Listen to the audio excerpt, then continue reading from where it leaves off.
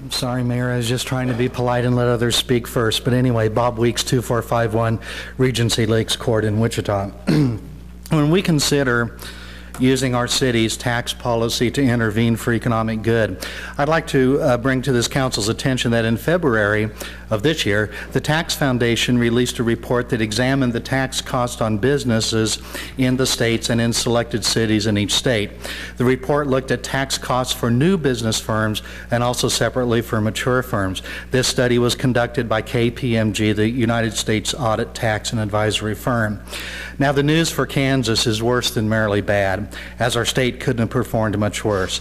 Kansas ranked 47th amongst the states for tax costs for mature business firms and 48th for new firms. The report also had some information specific to Wichita, and the results were largely in the same neighborhood. And by the way, I might add that a contributor to this report from the Tax Foundation will be right here in Wichita tomorrow speaking on this topic if you are interested.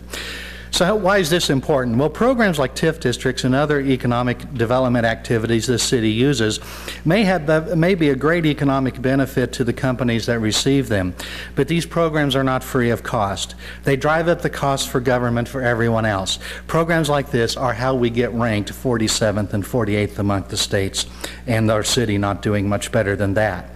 Now, if TIF districts actually worked out for the good of the whole city, that'd be one thing. But compelling research tells us two things.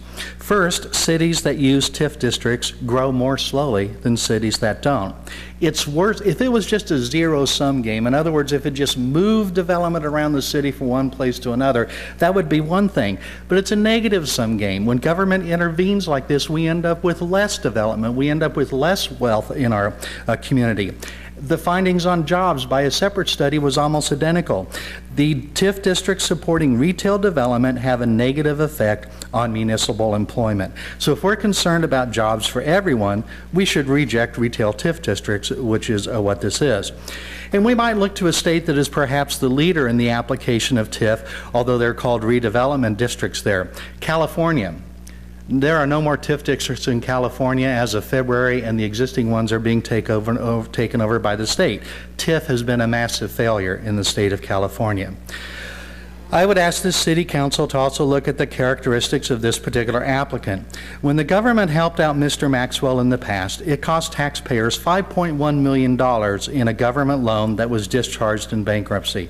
His company is set apart from other similar companies that participated in that program, and that, according to the USDA spokesman for this program, only Maxwell's company found it necessary to declare bankruptcy under this loan program.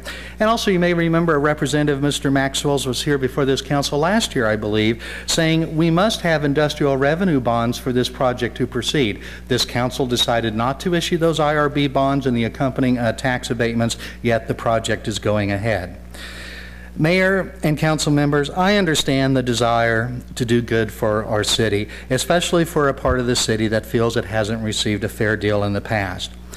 But this philosophy of governing from the heart instead of the mind hasn't worked for us.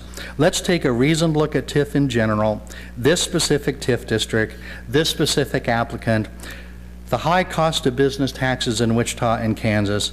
Let's decide that this intervention is not in our best interest. I'd be happy to answer questions if there are any. Are there any questions? Thank you. Thank you, Mayor.